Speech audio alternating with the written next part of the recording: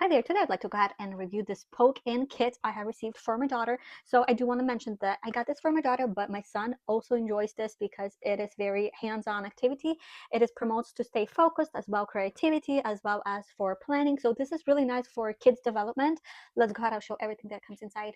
So this is what you would receive in a box. You would receive it different. They're like a foam material, and there would be 6 of the foam princesses. You would receive 700 plus of fabric squares, and you would receive 2 of the poke sticks, and also you would receive magic wand, and you have the stands as well. This is for ages 3 and plus, and definitely my kids are older and they enjoy this. They love this so much. It keeps them occupied and busy for a long time.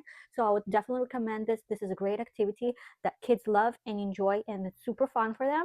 They get to choose what they want to do, so definitely would recommend. So it's super easy. You go ahead and apply it, and where the dot is, you see the dot, you get poke, poke. There you go, you got it.